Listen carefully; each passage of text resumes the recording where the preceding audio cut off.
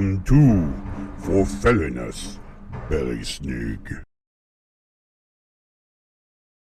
You are not broken. You are out of balance. and there is a path home. This is For Felliness Belysning, From the Alaska akulfhednar ancestral morning light for those who have been through hell. and are still standing. This nonprofit has a sliding scale guidance At alaskaulfhednar.org/guidance. for felliness belly snake Begins now. Every day, someone's little girl, daughter, sister, girlfriend, fiance, wife, cousin, mother, auntie, grandmother, great grandmother, elder disappears, shattering a family, a community, the world. There is something we can all do. Remember them.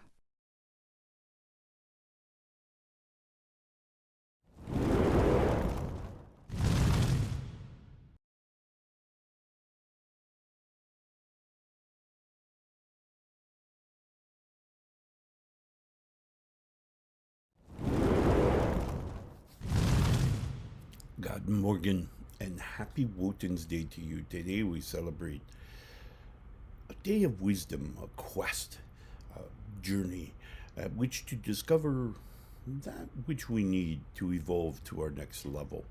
Before we get started today, I want to say, as always, thank you so much for all of you who have liked, followed, and subscribed us on whatever platform. And give a huge shout out this morning. KWWP.org, nonprofit radio, provides sounds and authentic connections to our culture and our ancestry of the past. I also want to give a huge shout out to New Reality TV. NewRealityTV.com is a streaming channel dedicated to different spiritual perspectives that can help us along our path discover that which we may not know or that which we may want to know. So check them out, both of which available on the internet. So kwwp.org and newrealitytv.com. So check them out. Today's show sponsored by Zeal-Pet-Foods, only because I think our friends deserve the absolute best in their meals and in their diet, and Zeal provides that. Just a very clean, natural product that helps our four-legged friends to become just everything that they're meant to be. So helps them to be healthy and gets them on the road. For them and all of our other wonderful affiliates, please check out the page akumedia.akoutlaw.com/sponsors. There you will find a list of all of our affiliates that offer products in support of our programming here. So be sure to check them out. So today we're talking about the quest, finding wisdom and seeking that wisdom wherever we happen to be traveling. And we talk about kind of getting stuck on one bramble, followed by another, followed by another, followed by another. And we seem to be getting hung up in these things.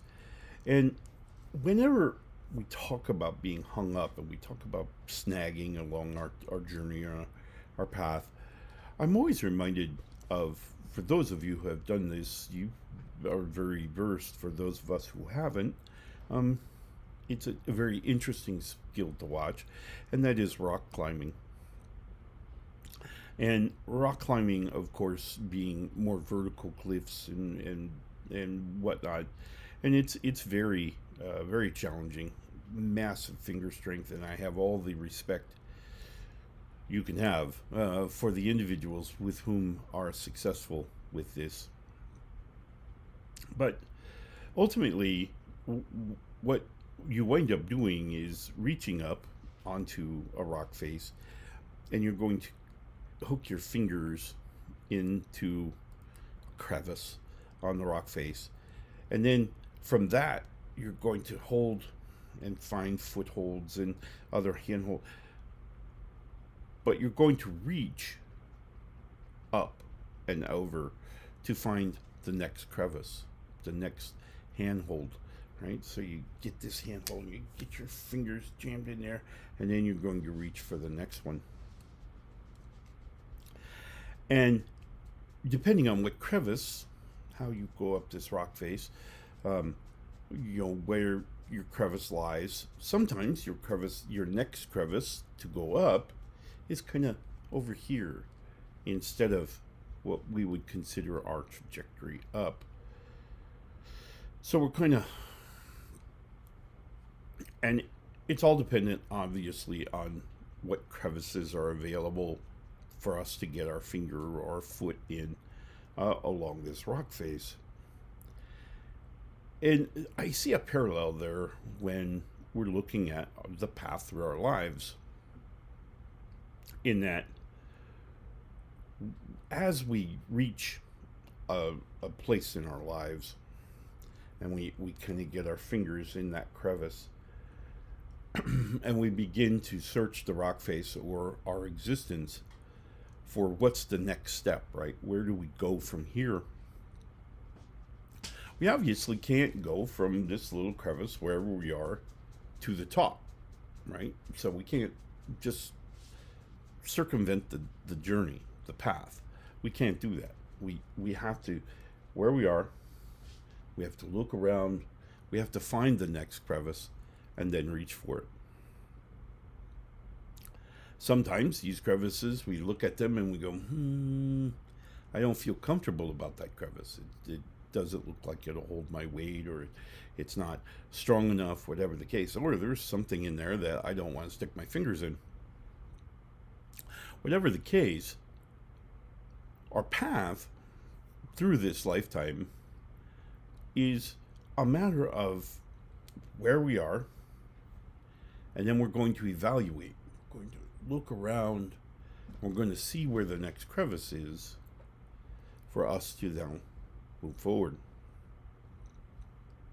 Move up forward, right?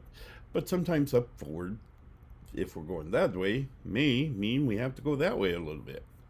So maybe there's a crevice right here, and we're going to hold on, and then we're going to reach up, and we're going to grab that one, and then the next one, and so on and so forth. It's very much the same thing as life. The things that become available, i.e. the crevices that we can then reach to, are only made available, visible maybe, when we're in the crevice that we've arrived at. So we make a step, we get there, and then we look, what's next? Where can I go from here? Well, that crevice doesn't seem very likely. Maybe that one will do. Okay, let's reach for that one, right?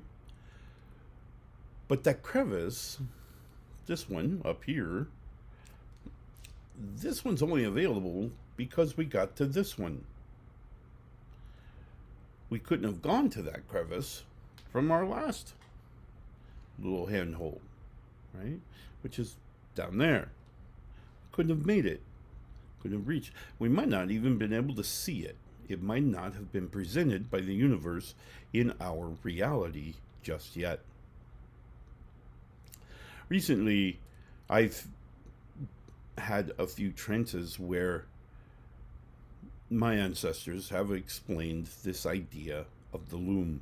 Now, the loom, for those of you who do not understand or have not heard this story, the loom represents all of existence.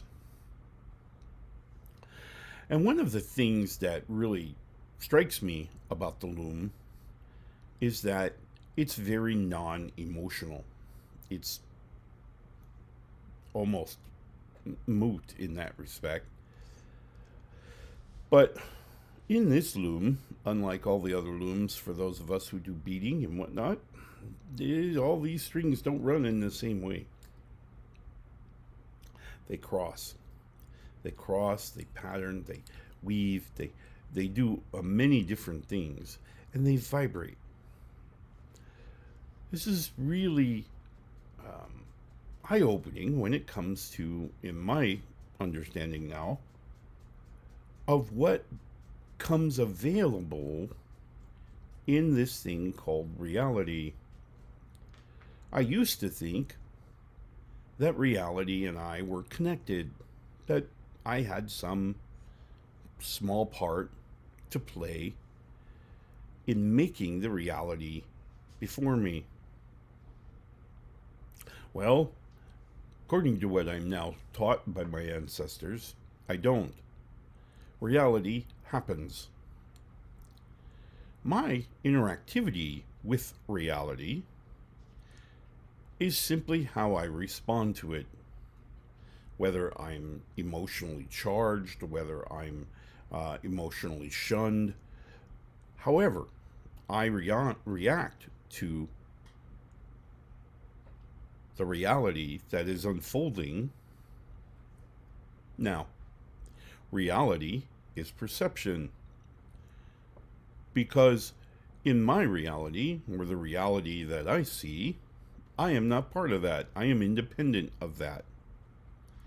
I am observing and interacting with as a separate entity.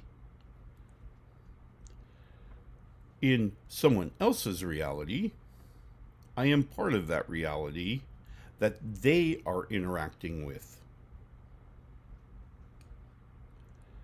They have a choice as to how much they want to interact with. So reality is purely based on perception. It is as unique as we are. Reality is independent of us. While we are not a part of our reality, we are a part of another person's or another thing's reality. If that makes sense. Well, think about it for a minute. If you interact with reality, and reality then hands you a vision or a audio, a sound, a smell, a taste, a touch, you have a choice as to what it means. You get to choose. The meaning that we assign to these different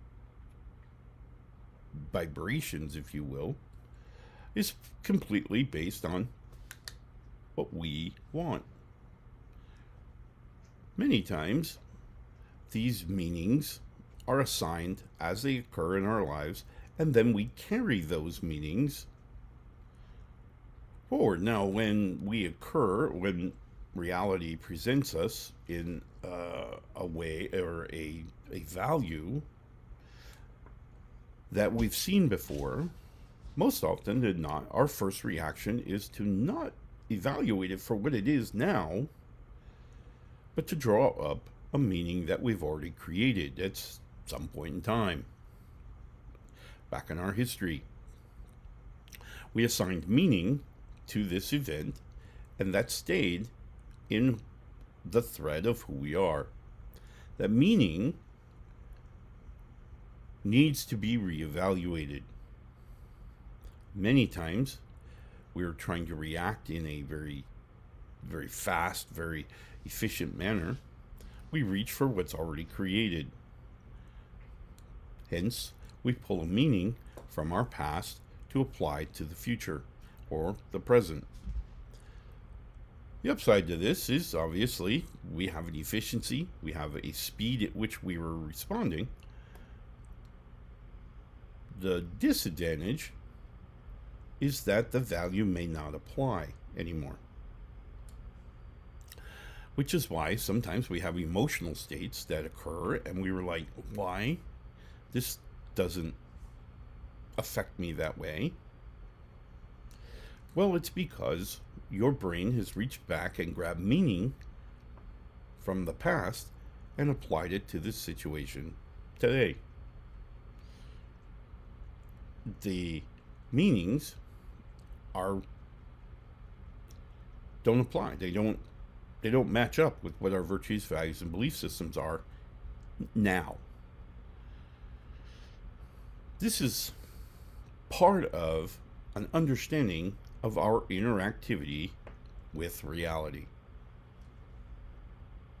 Again, knowing that we are separate of our reality allows us then to manage the interactivity between reality and us. Now, as we begin to manage that in a more effective, more current way, we still have to remember that as others cast their gaze upon us, we are part of the reality at which they are interacting with. They too should have control of that space between reality and memory. Remembering always, of course, to maintain knowledge and a current presence in their meanings of reality.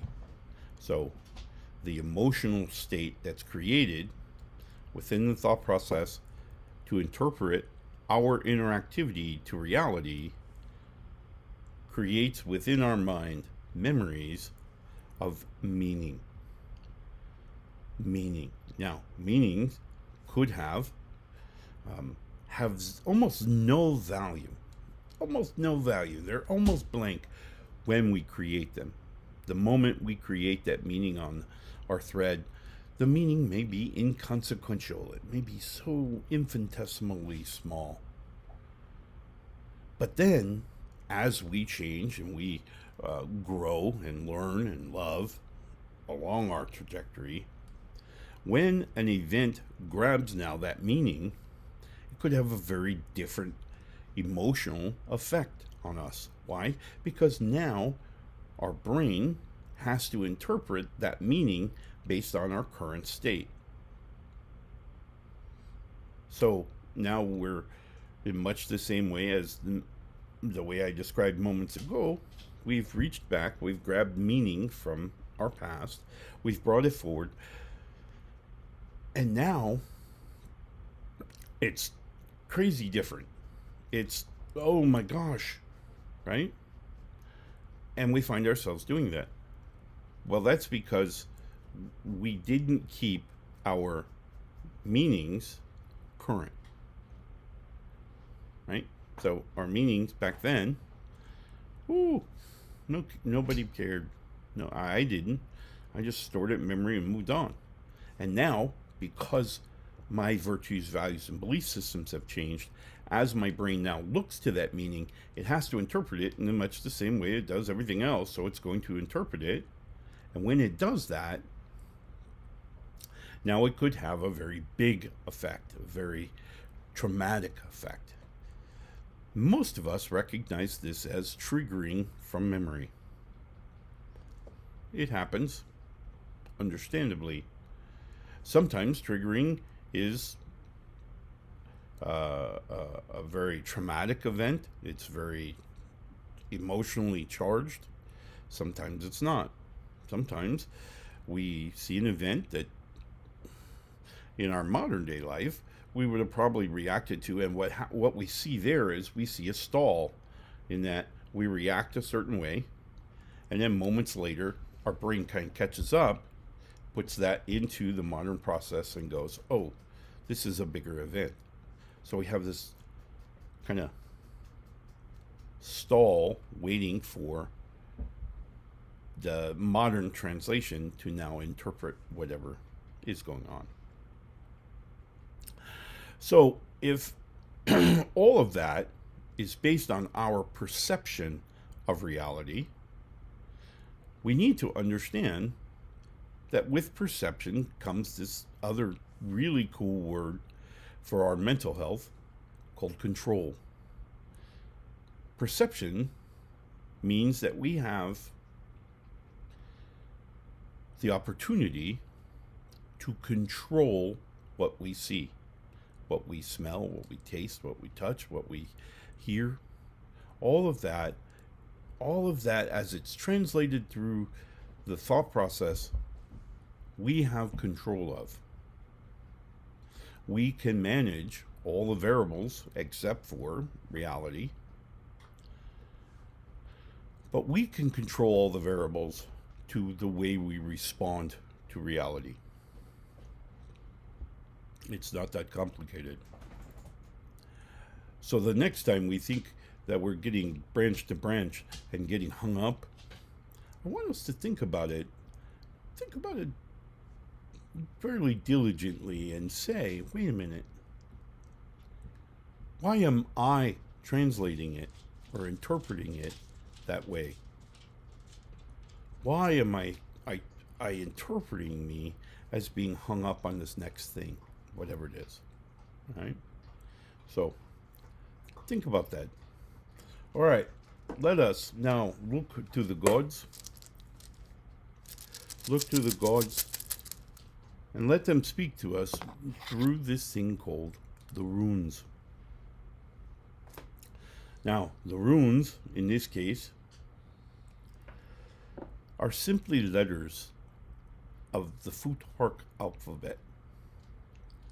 So, with no further ado, today's rune, Burkano. Burkano. Burkano, of course, is the rune of sanctuary, liberation, shelter, life's changes. It's really the rune of becoming, birth. Maybe birth of understanding, maybe becoming who you are meant to be. It gives us hope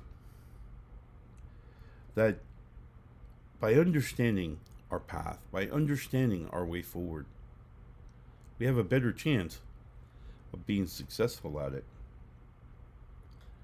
All right. We need to take a really quick commercial break. When we come back, I want to talk about how to put this on the road. All right? We'll be right back after this short commercial. Feed the four-footed food right. Zeal-Pet-Foods keeps ingredients honest and energy steady. Check out all their options and all the links in our webpage at sponsors.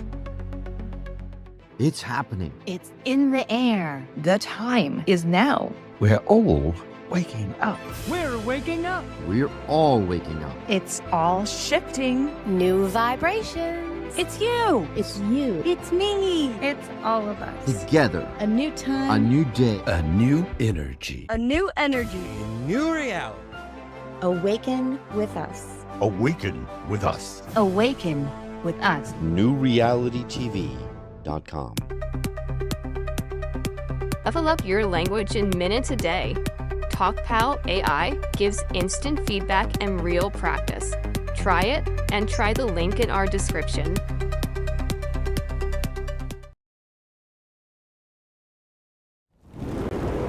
These words are stirring something heavy in you. You don't have to carry it alone. Sliding Scale Spiritual Guidance with sessions outside normal business hours is available through the Alaska akulfhednar. Visit akulfhednar.org/guidance to book a free discovery session.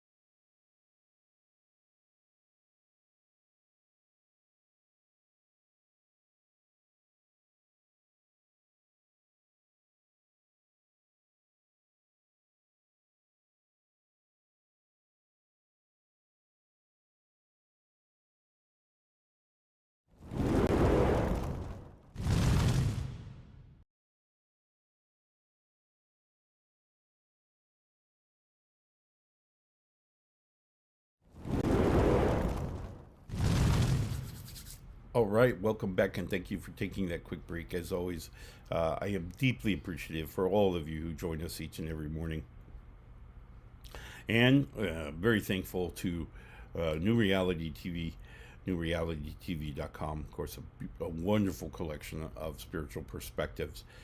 Today's show, of course, brought to you by Zeal-Pet-Foods, and certainly worth a look for those of us with four-footed friends.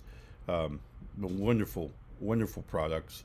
So check them out, as well as all of our other affiliates at akumedia.akoutlaw.com/sponsors. So beautiful collection of all kinds of individuals. Well, today's rune, of course, Burkano, talking about birth and talking about becoming, where we're going from here. So I think that's a wonderful segment into understanding the rock climb that we started today's show, is understanding as we move through this life, this physical existence, how we're looking for that handhold. And again, going back to our interpretation of reality, recognizing this idea that we control the interface, right? So if we see two crevices on the rock face, we get to choose which one looks better, right? Does it mean it's going to be better? No. But we get to make that decision. We get to decide which of those two crevices we're going to decide to put our hand in, all right? So that's truly important when it comes to mental health, and it comes to reestablishing for those of us who have maybe stumbled on our path, recognizing that it is not extrinsic that will drive us, it is intrinsic, and extrinsic can't make any changes to intrinsic that intrinsic doesn't want. So when I hear quite often where people tell me, oh, such and such made me feel this way. Nope, they didn't. You decided that you felt that way because of what they did. So you're responding, you're using your interpretation to that event to create some pattern within your existence. Okay? They didn't do a thing to you. They can't. There's just there's no path that way. That's not the way the path works. You make the changes in here. They make the changes, they make the reality, but you get to control the interactivity between reality and us and you. So that interpretation there, you get to make that decision. We can fire off on that original memory that occurred back on our thread a while ago, and we can draw that thing forward lickety-split, realizing that when everything catches up and we apply today's virtues, values, and belief systems to that event, we're going to have a different reaction. This is my shield maiden quite frequently has a conversation, and if it's a little bit more edgy with someone in the public, she'll make statements, she'll do things, and then hours after the fact, she'll be reevaluating that event. She'll be looking at it and going, did I say the right thing? Did I do the right thing? That's that memory catching up and going, according to our values today, this is how we should have responded. This is, and if there's a difference, obviously, if there's a delta between those two, that she becomes kind of hung up on that. And we talked about it, and so that's one of the things that she's constantly moving towards.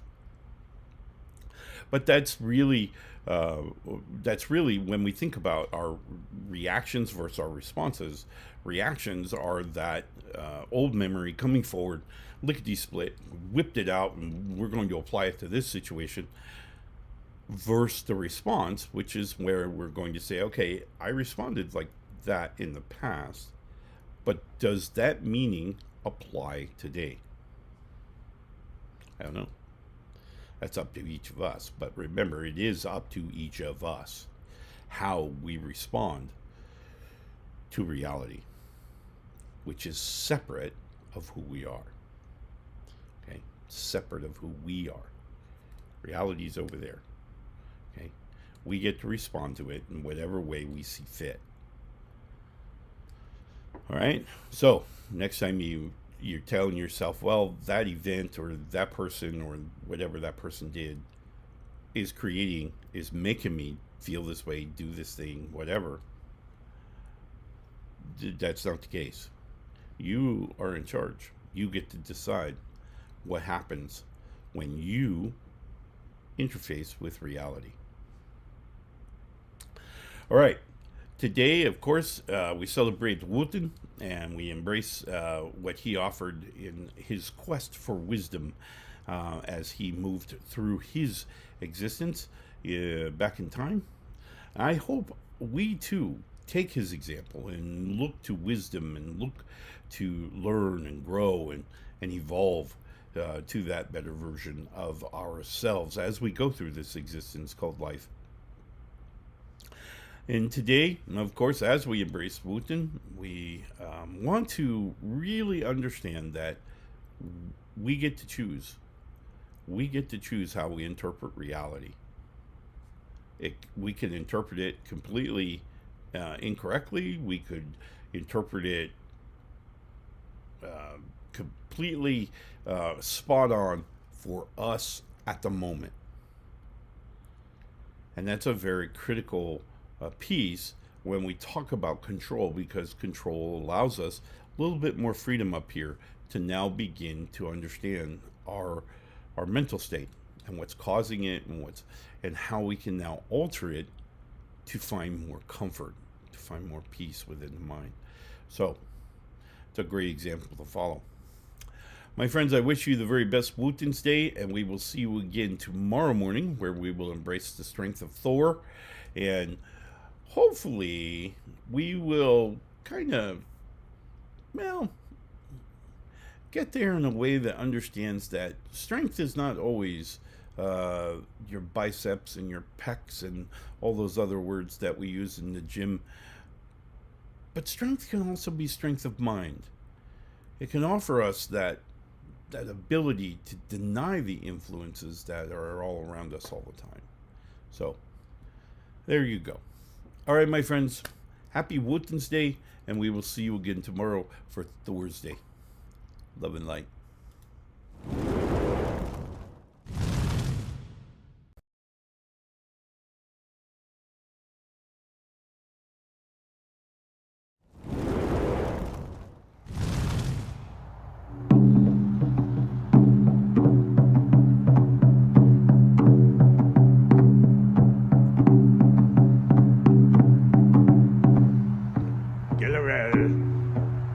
Fulfilling us.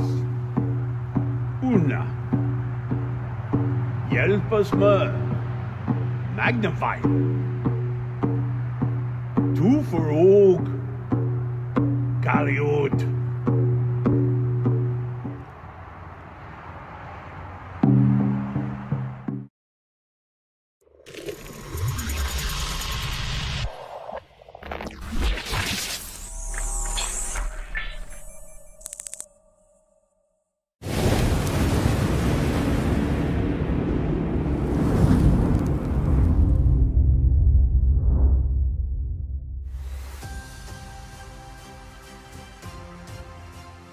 If what we've touched today hits something raw for you, you don't have to carry it alone. We offer a sliding scale spiritual guidance with sessions outside normal business hours. Visit akulfhednar.org/guidance to book a free discovery session.